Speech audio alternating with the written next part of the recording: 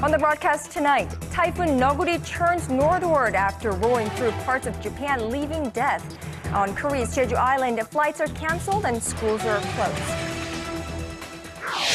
North Korea, for the 13th time this year, launches 2 projectiles into the sea off its east coast. And goal, goal, goal. With 4 more of those, Brazil's day went dark. The World Cup host team lose to Germany in the semifinals, with tens of thousands of home fans watching. The final score, 7-1. Early edition begins now.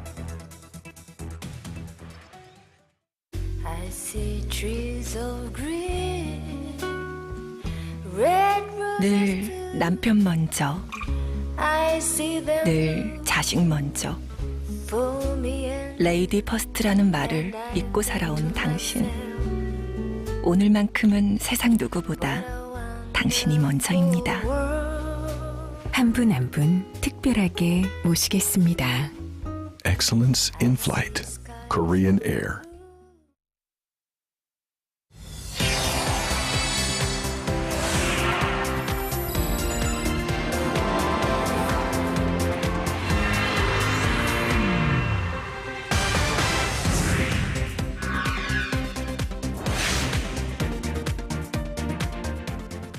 It is 5 a.m. in New York, 6 a.m. in Sao Paulo, and 6 p.m. on Wednesday, the 9th of July here in Seoul. Live from Seoul, I'm Moon Gon-young. And I'm Daniel Chen. Thank you for joining us. Well, packing a major punch, Typhoon Noguri is bringing 250 kilometers per hour winds, the equivalent of to a Category 5 hurricane in the U.S., and heavy rains to Japan's southern coastline. Well, here in Korea, a typhoon warning has been issued for Jeju Island, and officials are advising residents to prepare for heavy rain, strong winds, and high waves. Our Shin Se-min has more on the strongest typhoon yet in the Western Pacific this season. Typhoon Noguri is on the move, turning northward toward mainland Japan, bringing heavy rain and winds. In Korea, its effect is currently being felt on the southern island of Jeju, where it's left over 3,000 households without power.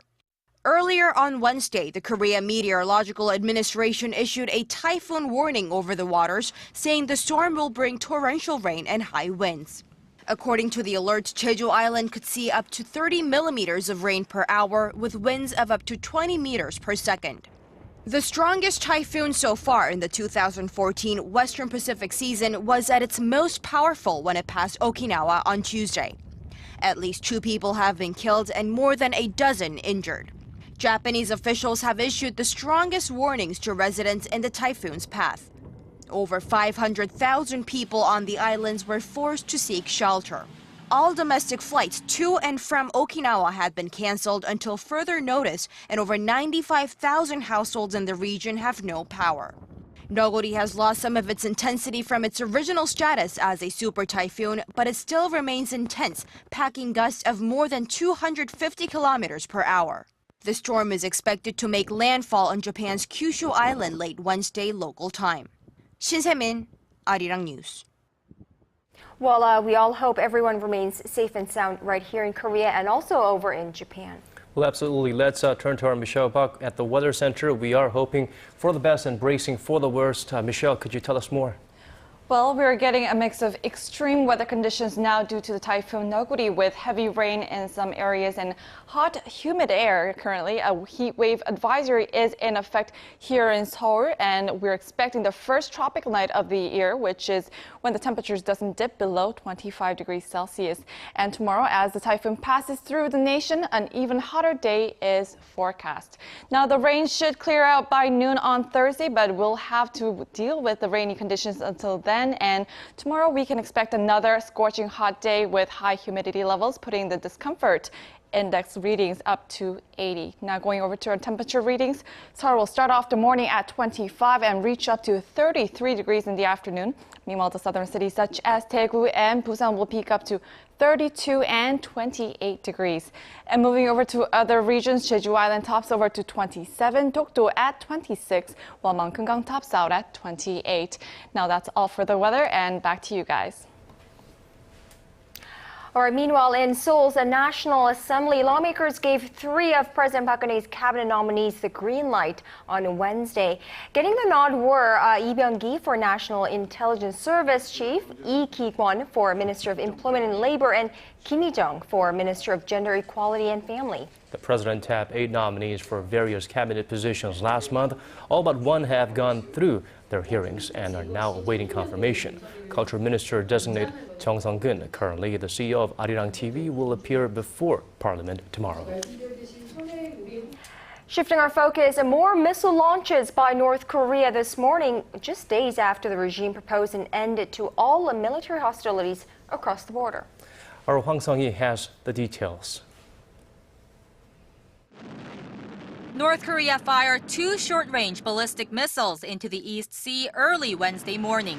South Korea's Joint Chiefs of Staff said the projectiles, believed to be Scud missiles with a range of 500 kilometers, were launched at around 4 a.m. Korea time from the north's western Hwanghae-do province without prior warning. The missiles fell in international waters. Wednesday's launch marks the 13th launch of projectiles by Pyongyang this year. North Korea had fired 2 short-range projectiles a week ago, just 1 day ahead of Chinese President Xi Jinping's visit to South Korea. This latest launch also comes only days after Pyongyang claimed Seoul must shift its confrontational policy toward the north to one that would lead to reconciliation between the 2 Koreas. A South Korean military official who wished to remain anonymous said the latest missile launch could be seen as an armed demonstration by North Korea to show that it can fire missiles anywhere at any time. The South Korean military has heightened its vigilance and beefed up its military readiness against any additional provocations by the North. Hwang Sang-hee, Arirang News. Well, for all their differences, the United States and China have made it a point to keep their communication lines open. Well, annual talks between both nations started up in Beijing on Wednesday, and as our Park Ji-won reports, there is no shortage of things to talk about. The world's 2 biggest economies launched 2 days of annual talks in Beijing this Wednesday, with Chinese President Xi Jinping emphasizing the importance of bilateral cooperation. Sino-U.S. cooperation can be a significant achievement that is beneficial to both sides and to the world. A confrontation between the 2 countries will be a disaster. We should mutually respect each other's sovereignty and territorial integrity and respect each other's development paths. The U.S. is being represented by Secretary of State John Kerry and Treasury Secretary Jacob Lew, and China by State Councilor Yang Jiechu and Vice Premier Wang Yang. Kerry stressed that the U.S. does not wish to contain China and welcomed the emergence of a peaceful China. And despite our differences, our 2 nations have the ability to find the common ground. That's the foundation on which we need to build decades of prosperity for the future and also build the possibilities of stability and peace at the same time. A number of issues are on the table for discussion, including a bilateral investment treaty and China's currency valuation. They are also expected to exchange views on more sensitive issues, like the territorial disputes in the South China Sea and East China Sea that have gripped the region, China's alleged hacking attacks on U.S. companies, and the North Korean nuclear issue. Park Ji-won, Arirang News. Well, on a different note, the World Cup was out of our focus for the past couple of days, but the real game begins now over in Brazil, with the semifinals having kicked off early this morning, Korea time. Well, we knew Brazil was undermanned, but it was a shocking result nonetheless in World Cup history. Possibly Germany completely destroyed and completely dismantled host nation Brazil in the semifinals, thrashing them 7-1. Right, it was not only shocking but really painful to watch. And remember, this is a country that lives off the pride created by the sport, and defeat, and such a brutal and humiliating one, is never easy to deal with. And of course, there was a heavy police presence on the streets of the city in the hours after the game, but there were some reports of trouble. We are getting word that at least 20 buses have been set on fire and a few instances of looting as well. Believe it or not, this was not as bad as many people feared, and the country was prepared for such responses. The Brazilians were not in any mood for a serious rebellion. Brazil is a nation in shock, and our SJ Lee has a recap of the painful tournament. With millions of Brazilian fans hoping to see their national team advance to their first World Cup final since the 2002 Korea-Japan World Cup, expectations were high. But with high expectations came an even bigger disappointment as Brazil were thrashed 7-1 by Germany. With star striker Neymar out with an injury, the bigger blow to the Brazilian team was the absence of their captain and defender Thiago Silva, who was suspended due to yellow card accumulation. And with the cornerstone of the Brazilian defense unavailable, Germany scored 5 times in the first 30 minutes. One of the goals during the 30-minute frenzy came from the boot of 36-year-old Miroslav Klose, who broke the all-time World Cup goal record once held by none other than Brazil's Ronaldo by scoring his 16th World Cup goal in the 23rd minute of the match. For Germany, it was a sweet revenge for their 2-0 loss against Brazil in 2002 World Cup final. Germany will now play either Argentina or the Netherlands in the final on Sunday local time, while they have a shot at lifting their first World Cup since 1990 when they won as West Germany. SJ Lee, Arirang News.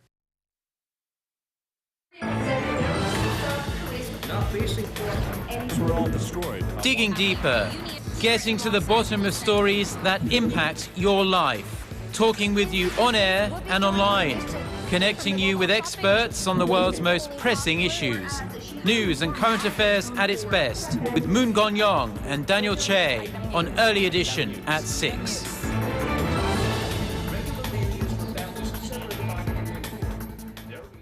Well, after Samsung Electronics posted far from impressive earnings for the second quarter earlier this week, it's pushing to find its next big thing to get back on the track. Our Kim Ji-yeon might have some answers.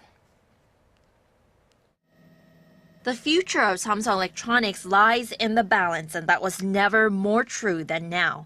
One after another, securities firms are lowering their projections for Samsung's third quarter after the company reported lower than expected earnings for the previous quarter. At least 26 securities firms in Seoul already say the smartphone maker will record an average of $8.5 billion in operating profit in the third quarter, which is a drop of more than 15% from last year's projections for the same period. Samsung's slowdown in the second quarter is widely seen as a result of a slowdown brought on by a saturated market of high-end smartphones. In response, Samsung is eyeing its next growth engine. One of these is the Internet of Things, where various smart devices are connected through the Internet using sensors on gadgets. As a manufacturer of electronic devices, Samsung does have a strength in this field. The company launched its Smart Home in April, which connects smart sensors in home appliances. The service makes home automation easy with a single app that connects and controls many home appliances, from TVs and mobile devices to internet-connected burglar alarms and light switches. Samsung is also working to promote its health and fitness gadgets. The Samsung Strategy and Innovation Center in Silicon Valley in the United States presented a service in May called Sami, a cloud platform that saves and analyzes collected data from the company's wearable devices, the Samsung Gear and the Gear Fit. Kim Ji-yeon, Arirang News. But it's not only Samsung Electronics that posted disappointing second quarter earnings. The nation's top 20 conglomerates by market capitalization are also expected to follow suit, falling roughly 7%. Our Kim Min-ji explains. Korea's top 20 conglomerates by market capitalization are expected to turn in disappointing scorecards for the second quarter. According to market researcher Evan Guide, the combined operating profit of the top 20 companies is expected to amount to about 18 trillion won, or roughly $17.8 billion, which is down 7.1% from last year. Their combined sales are also expected to fall about 1% to sit at just over $200 billion. The slip has come on the back of a stronger won, which has hit export-reliant firms the hardest. Automobile companies' profits will also be affected. The operating profit for Hyundai Motor, the second largest, is expected to come to roughly $2.3 billion, down 6.7% from last year. During the same period, Kia Motors is also likely to see a drop of almost 21%. The automobile industry says that sales will be similar to last year, driven by the sales of new cars, but operating profits will dip due to the stronger won and marketing expenses related to the Brazil World Cup.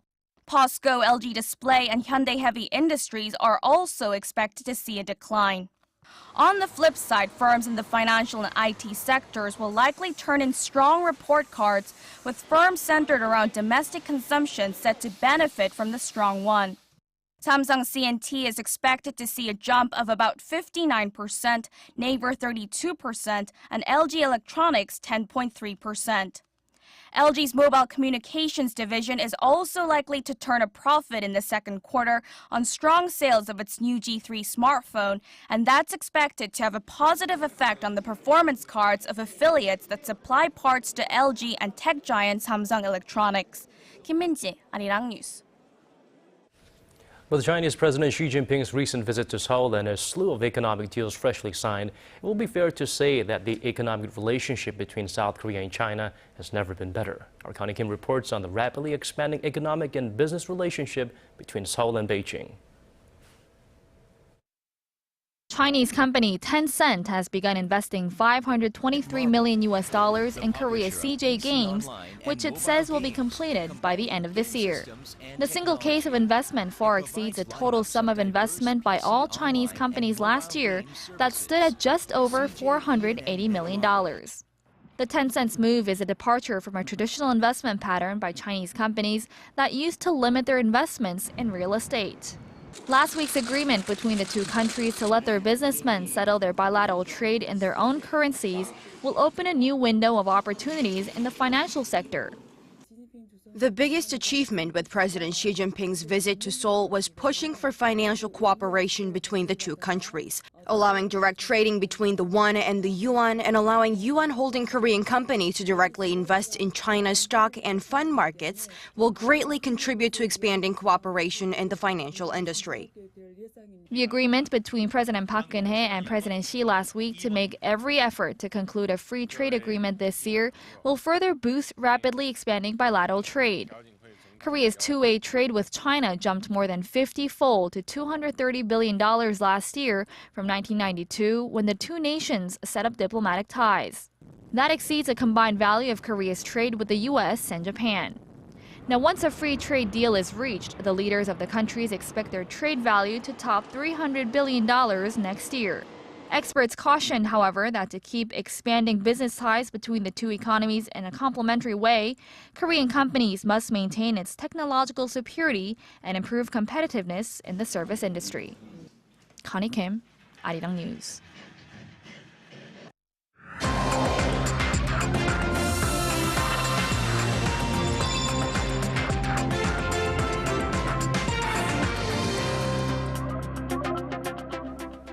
Now, Jasmine Lee, Little Sai Icham. Jasmine Lee is the nation's first non-ethnic Korean lawmaker. Little Sai is an 8-year-old with a Korean dad and a Vietnamese mom. He shot to fame for his appearance in Psy's hit Gangnam Style music video. And of course, Icham is the former Korean Tourism Organization chief. So, do you see my point? Yes, I do. These are people of diverse ethnic backgrounds. They come from multicultural families. There's so few of them, yet they have impacted our lives one way or another. Are we doing enough, though, as Koreans to provide for them today? We have our Yurian joining us in the studio to touch on this topic. So, hello, Lian. The latest stats here show that 3 out of every 100 people living in Korea are foreigners. So, how big exactly is the foreign population in Korea today? Well, the number of foreign residents have been steadily increasing over the past few years, and it actually surpassed 1.56 million at the beginning of this year, and that's equivalent to the population size of Daejeon, which is Korea's third largest city. Now, foreign workers from China make up a huge proportion of the foreign residents living in Korea, and most of them do live in the capital Seoul and the surrounding Gyeonggi-do province, but their quality of life has not kept pace with their population growth. Take a look. This district, which sits at the heart of the industrial city of Ansan, is known as a borderless village. Take one glimpse down the street, and the signs in different languages give no indication that you're in Korea. Southeast Asian workers began arriving in the mid-1990s to seek their fortunes in local factories, giving birth to this bustling multicultural village. 2/3 of the over 16,000 residents here are now non-Korean. The city promotes itself as foreigner-friendly, but area residents feel there's still much left to do before that description applies. So many people and merchants crowd the streets on the weekends that it takes 10 times longer to get anywhere. The city made the streets pretty, but there's nothing being done to take care of them.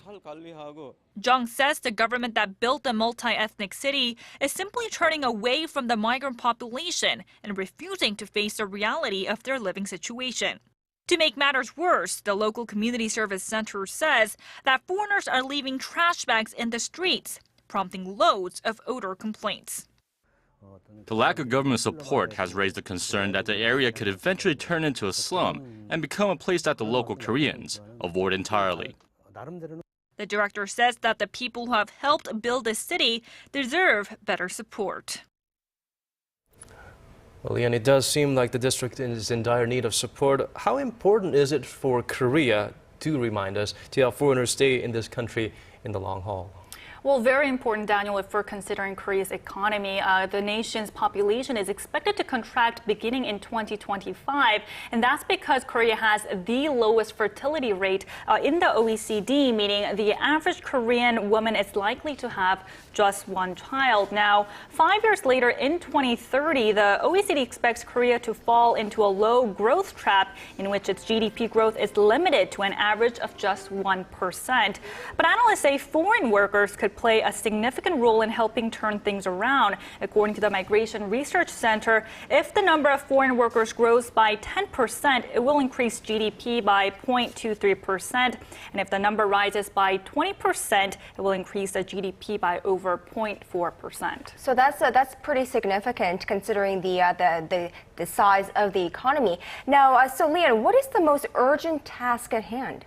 Now, like you saw earlier, improving the living conditions for these foreign residents is, of course, important. But in the long run, the education of migrant children is of utmost importance. Experts say it's crucial for these students to receive the right education so they can comfortably assimilate into the mainstream society. But it turns out that only 1 in 4 immigrant children go to middle or high school here in Korea. And to find out why, I did visit a support center in Ansan for multi-ethnic families and met with one immigrant mother from China.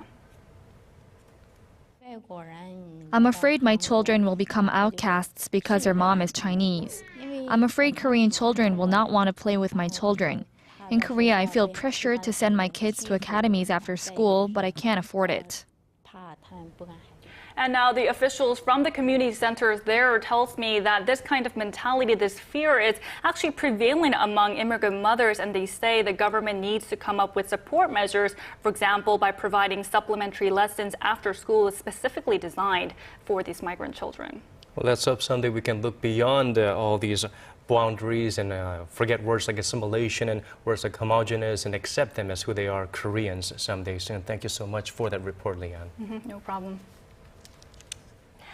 Now, meanwhile, Afghanistan's first ever attempt at a democratic transfer of power hangs in the balance. Preliminary results of a runoff vote show one presidential candidate way out in front, while the other has claimed victory amid accusations of vote rigging. Here's our Kim Young-gil with more. Afghan presidential candidate Abdullah has claimed victory in last month's poll, despite preliminary results showing his opponent Ashraf Ghani up 12 percentage points.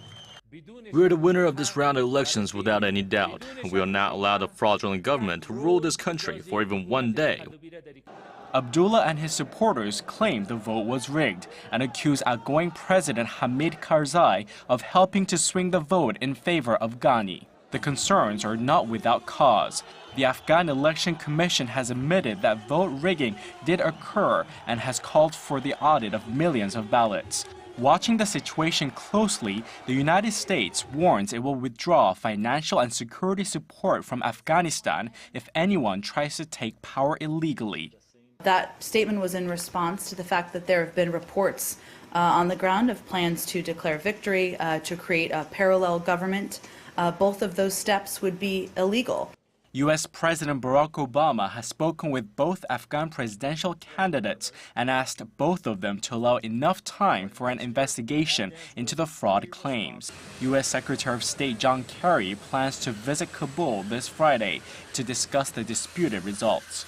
Observers fear that a standoff between the two presidential candidates could plunge Afghanistan into disorder, with no clear leader in a country already plagued by deep-rooted ethnic divisions. Kim Young-gil, Arirang News.